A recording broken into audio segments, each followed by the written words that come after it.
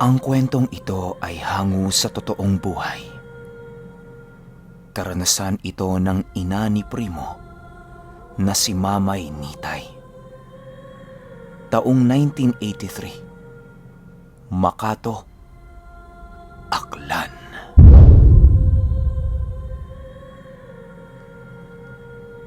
Itong mga panahong ito, kasalukuyang nasa pangangalaga pa rin ni Mamay Nitay, si Primo. Hindi pa ito ganap na singiw, gawa ng may kalakasan pa ang kanyang ina. Ang tanging pinagkakaabalahan ni Primo noon ay ang pagpapalaki ng kanilang mga alagang hayop.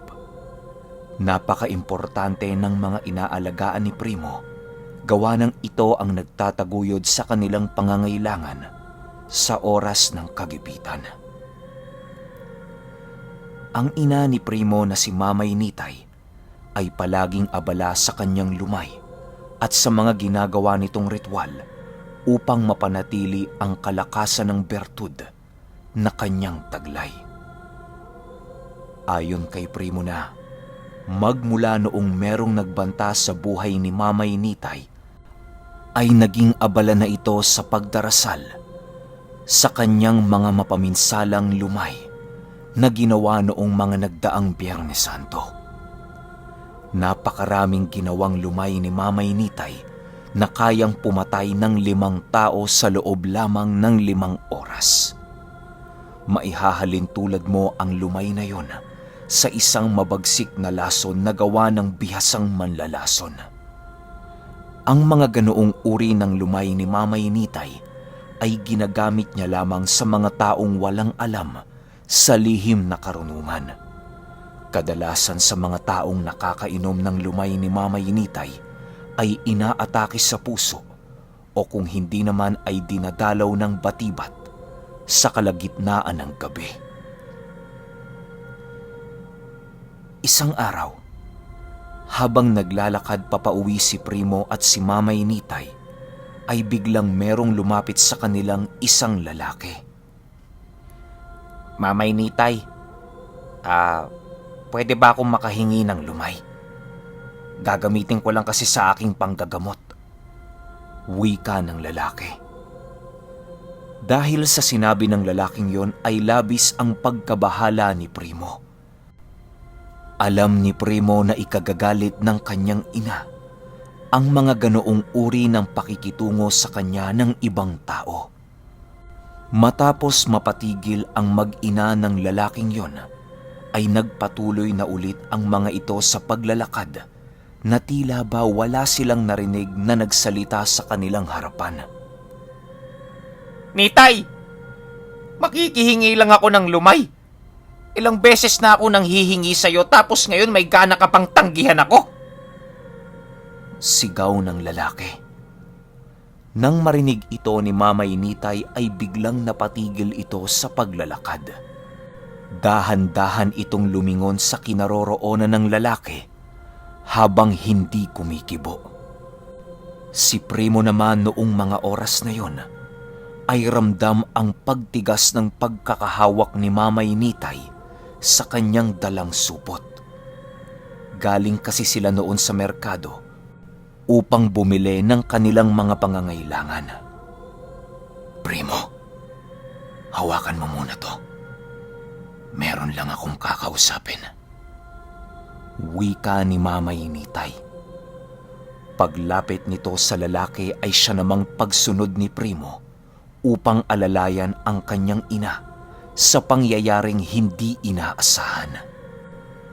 Wag na wag mo kong uutusan, Pelestino. Isang beses lang kitang binigyan ng lumay ko. Kaya wag kang mag-astang magkalapit tayo. Ang pagbigay ko sa iyo ng lumay ay hindi na yon masusundan. Wala na ang asawa ko, Pelestino. Kaya wala nang kukuha ng lumay ko para lamang ibigay sa iyo. Tandaan mo, hindi ka magiging batikang albularyo kung gagamit ka ng kakayahan ng ibang tao. Masyado kang kampante sa alam mong aral, Pelestino. Mag-iingat ka. Baka hatakin ka niyan papunta sa impyerno. Sagot naman ni Mamay Nitay. Matapos nitong makasagot, agad din naman itong tumalikod sa kanyang kausap. Habang naglalakad sila Primo ng dahan-dahan, ay biglang nagsalita ang lalaking yun ng, "Alam mo naman, Nitay, ang kakayahan ko. Batid kong lumayang pinili mo kesa sa iyong buhay."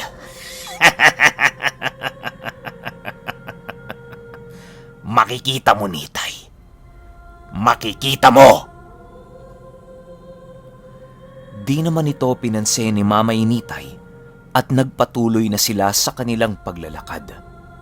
Si Primo naman ay labis-labis ang pagtitimpi sa lalaking yon. Animoy isang sigaw pa nito sa kanyang ina ay makakatikim na ito sa kanya. Sa bawat paglakad ni Mamay Nitay ay ramdam ni Primo ang bigat ng presensya nito. "Nay, ayos ka lang ho ba?" tanong ni Primo kay Mamay Nitay. "Ayos lang ako, Primo. Huwag kang mag-alala. Hindi makakaapekto sa aking estado ang banta ng isang huwad na albularyo. Ang hindi pagsuri sa kakayahan ng iyong katunggali ang magdudulot sa iyo ng kapahamakan. Palagi mong pakatatandaan, Primo, na ang pinakamalakas na sandata sa digmaan ay ang alamin kung hanggang saan ang limitasyon ng iyong kalaban. Sa oras na malaman mo ito, ay masisiguro mo na ang tagumpay sa digmaang iyong kinakaharap. Yan ang isang sikreto, Primo, ng isang dalubhasang singiw, kagaya ng iyong lolo. Hayaan mo na lang ang albularyong yun, dahil wala naman itong binatbat sa kakayahan ko." Sagot naman ni Mamay Nitay kay Primo. Dahil sa sinabing yon ni Mamay Nitay, ay parabang hindi maunawaan ng binatilyo ang kanyang nararamdaman. Animoy nagagalak ito at napapabilib sa natatanging abilidad ng kanyang ina. Pagdating nila sa kanilang bahay, inutusan si Primo ni Mamay Nitay upang magluto ng kanilang makakain. Di naman tutol si Primo sa kanyang ina dahil alam niyang maghahanda yon para sa kanilang depensa kung sakali mang magtangkang umatake ang albularyo sa pamamagitan ng espiritual na pagsalakay. Habang abala si Primo sa kanyang niluluto, ay rinig na rinig niya ang mga usal na sinasambit ng kanyang ina.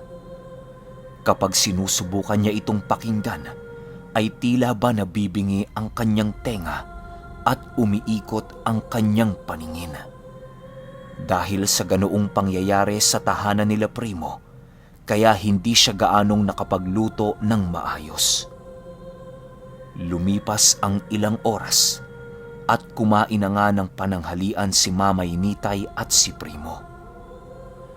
Habang sila ay kumakain, ramdam ni Primo ang mabagsik na presensya ng kanyang ina na tila ba hindi maalis-alis sa isip nito ang sinabi ng albularyo. "Nay, pansin ko hong nangangamba kayo sa sinabi ng lalaking nakausap mo kanina." Wika ni Primo. "Hindi pangangamba ang nararamdaman ko ngayon, Primo. Bagkus ay puot para sa taong yon. Alam kong hindi mo pa alam ang kwento kung paano ko nakilala ang aking nakausap kanina. Hayaan mong ikwento ko sa'yo nang sa gayoy maliwanagan ka." Sagot naman ni Mamay Nitay. Ayon kay Mamay Nitay, na ang lalaking kanyang nakausap noong umaga ay isa sa mga matalik na kaibigan ng kanyang asawa. Dahil sa mahal ni Mamay Nitay ang asawa niya, kaya napilitan siyang magbigay ng lumay sa matalik na kaibigan ng kanyang asawa. Ang buong akala kasi ng albularyong kaibigan ng asawa ni Mamay Nitay ay isa lamang siyang ordinaryong mambabarang na purong lumay na panggagamot lamang ang alam. Hinayaan na lamang ni Mamay Nitay na yon ang magiging pagkakilala sa kanya ng kanyang asawa. Ang ibang nakakaalam ng pagiging singiw ni Mamay Nitay ay ilag sa kanya at nananatiling tahimik upang hindi na makialam. Ang mga pangahas namang nagmamaliit sa kakayahan ni Mamay Nitay ay matagal na nitong nailibing sa hukay. Magmula noong napansin ni Mamay Nitay na inaabuso na siya ng kanyang asawa, ay kasabay nito ang unti-unting pagkawala ng kanyang pagmamahal dito. Hanggang sa dumating ang punto na pinili na lamang na maglayas ng asawa niya dahil sa biglaang pagbago ng ugali ni Mamay Nitay. Magmula noong nagkahiwalay sila ng ama ni Primo, ay ang pagtalikod din ni Mamay Nitay sa lahat ng kamag-anak nito. Dagdag pa ni Mamay Nitay na noong nakilala niya ang ama ni Primo, ay sinubukan niyang baguhin ang paniniwala ng isang singiw. Pero nagkamali siya. Primo, kapag ikaw ay naging isang ganap na singiw, ay palagi mong tatandaan ang mga paniniwalang ating nakagisnan.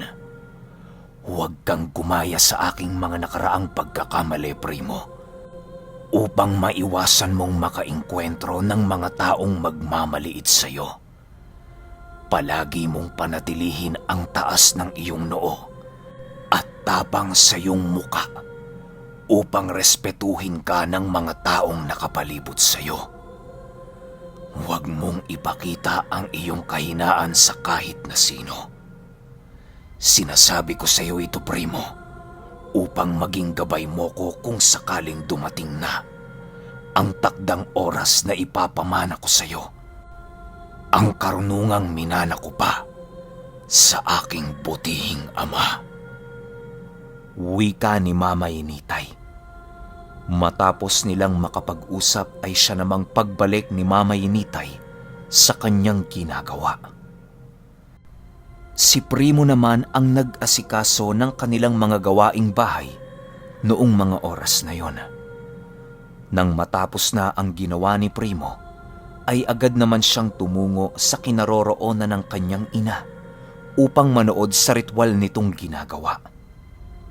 Pagpasok niya sa silid na kinaroroonan ng kanyang ina, ay laking gulat na lamang niya nang makita niyang hawak-hawak ni Mamay Nitay ang bertud ng demonyo.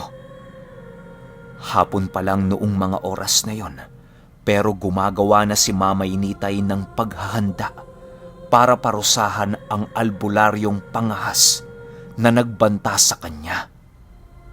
Matapos maisagawa ni Mamay Nitay ang kanyang ritual, ay pinili nilang maghintay ng takip silim. Sa pagtalikod ng araw sa lupain, ay siyang paglikha ni Mamay Nitay ng isang salot na papatay sa albularyo. Alam ni Mamay Nitay na merong taglay na mga pangontra ang albularyong yon laban sa mga barang at kulam na maaaring idapo sa kanyang sistema. Dahil sa maraming pangontra ang albularyo, kaya naging kampante ito na walang makakalapit sa kanyang kahit anong sakit, gawa ng mahika negra. Di rin naman ito nahawakan ni Mamay Nitay, kaya walang dapat ipag-alala ang albularyong yon laban sa barang. Ang buong akala ni Celestino, hindi ko siya mababarang dahil sa hindi ko siya nahawakan.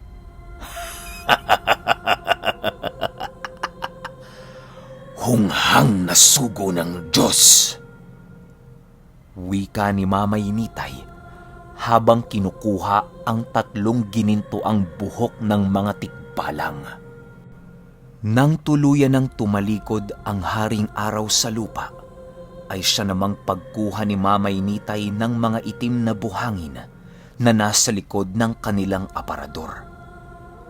Dahan-dahan niyang ibinuhos ang buhangin yon habang nag-uusal. Ang bertud ng demonyo at ang buhok ng tikbalang ay pinagsabay ni Mamay Nitay sa kanyang isang kamay na siyang labis na ikinabahala ni Primo. Alam ni Primong ang pagsanib ng 2 gamit na yon ay magdudulot ng malaimpyernong pagdurusa sa mga taong nais nitong biktimahin. Nang maisagawa na ni Mamay Nitay ang ritual, ay inilagay niya sa buhangin ang 3 ginintoang buhok habang nag-uusal. Ang bertud naman ng demonyo ay nananatiling nasa kanyang kamay noong mga oras na yon. Sa pagtagal ng orasyong ginawa ni Mamay Nitay, ay siya namang paglikha ng mga itim na kabayong gawa sa buhangin na ginawa rin ng kanyang amang si Melandro. Doon ay napatotohanan ni Primo na totoo ang mga ikinuwento sa kanya ni Mamay Nitay. Kasabay ng paglitawan ng mga kabayo ay ang pagkuha ni Mamay Nitay ng isang sisidlang gawa sa kawayan. Manood ka, Primo, sa gagawin ko. Mas pababagsikin ko pa ang mga kabayong ito sa pamamagitan ng mga insektong hawak ko. Ibibigay ko kay Pelestino ang pinakamasayang regalong kanyang matatanggap sa buong buhay niya.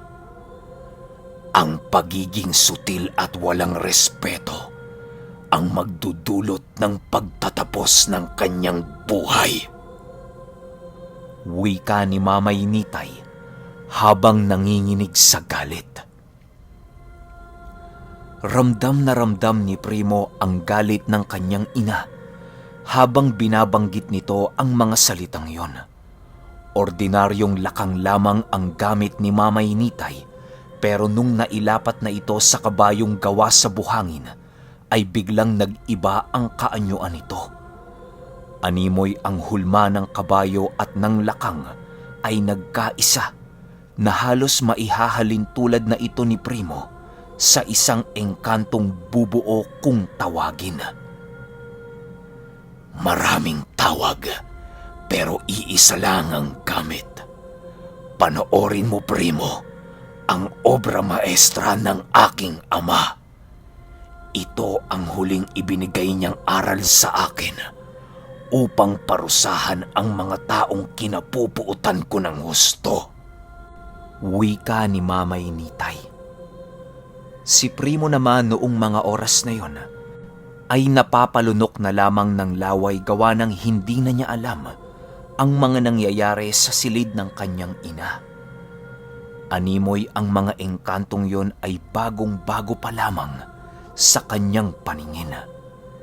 Paglapit ni Mamay Nitay sa mga nilalang, ay siya namang dahan-dahang pagliit ng mga ito.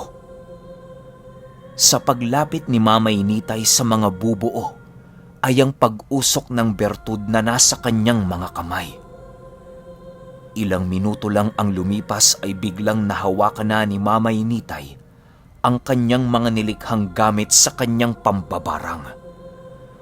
Habang siya ay naglalakad patungo sa siwang ng kanyang kwarto, ay patuloy pa rin ang kanyang pag-usal upang hindi kumawala sa kanyang pagkakahawak ang mga nilalang na yon.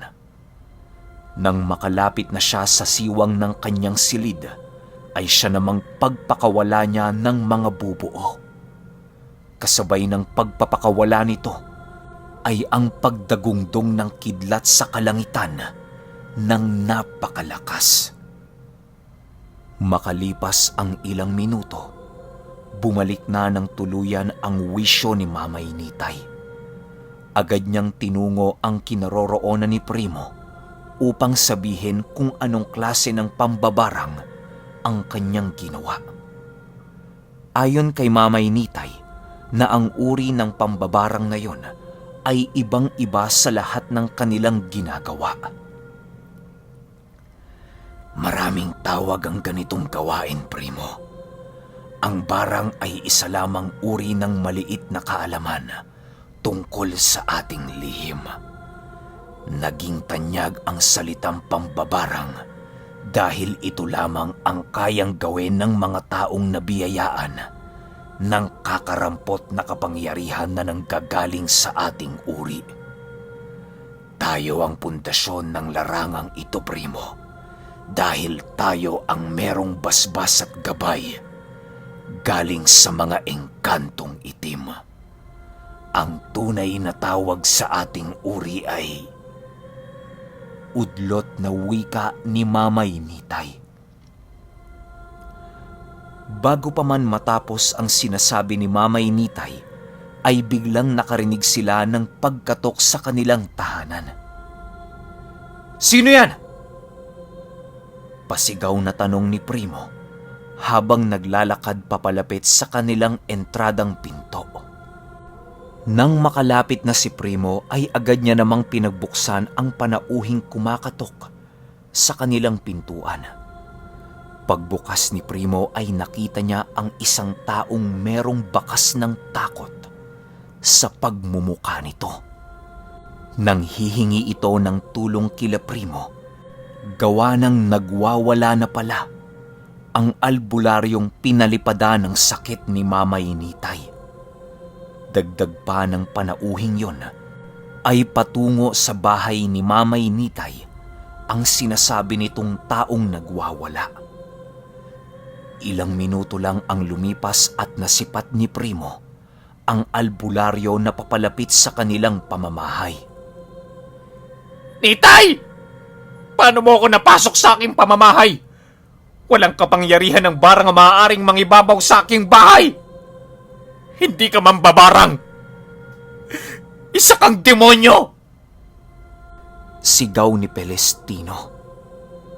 Bago pa man makalapit si Pelestino sa pamamahay ni Mamay Nitay, ay bigla itong nawala ng malay. Nang magising itong si Pelestino, ay doon na niya naramdaman ang malaimpyernong pagdurusa. Kahit ilang oras pa lamang ang lumipas, ay nakakaramdam na si Pelestino ng kakaibang mga bagay na kumakain sa kanyang sistema. Animoy kapag gumagalaw o humihinga man lang si Pelestino, ay kinakain ang kanyang mga laman loob ng kung anong nilalang na nasa loob ng kanyang katawan. Dahil sa malaimpyernong sakit na yon, ay ninais na ni Pelestinong mamatay ng agaran. Sumapit ang gabi ng sumunod na araw at biglang umunat si Pelestino habang dumidilat ang kanyang mga mata. Yumupok din ang dibdib nito na parabang nalusaw ang buto nito sa dibdib. Ayon sa mga nagbantay kay Pelestino sa pagamutan, patuloy nitong sinasabing si Mamay Nitay ang may gawa ng bagay na yon. Dahil sa labis na pagsasalita ni Pelestino, kaya maaga siyang binawian ng buhay. Sumapit ang Biyernes ng mismong linggo, ay siya namang pagbalik ng mga bubuong daladala ang kaluluwa ni Pelestino. Kagaya ng nakagawian ni Mamay Nitay, ay ipinakain niya ang kaluluwa ni Pelestino sa bertud ng demonyo. Sa paglibing ng bangkay ni Pelestino, ay piniling dumalo ni Primo upang makiusyoso.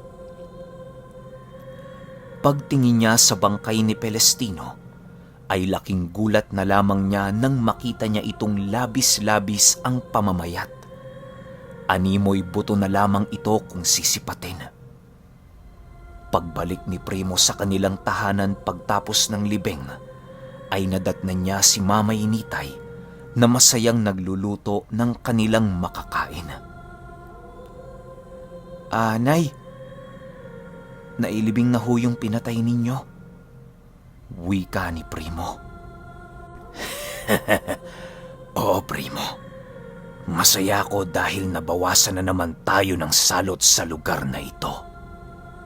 Sagot naman ni Mama Initay. Matapos ang mga pangyayaring yon, ay mas pinag-igihan pa ni Primo ang kanyang pagsasanay upang maging isang ganap na singiw. Doon din itinuro kay Primo ang isa pang lihim ng singiw na minsan ang ginamit ng ama ni Melandro, yung kalulololohan niya. Okay, sunod kagad natin yung Mama Initay 5, tapos yung finale. Ginawa ko na lang siyang parang per episode para hindi rin kayo malito. Yun lang. Salamat.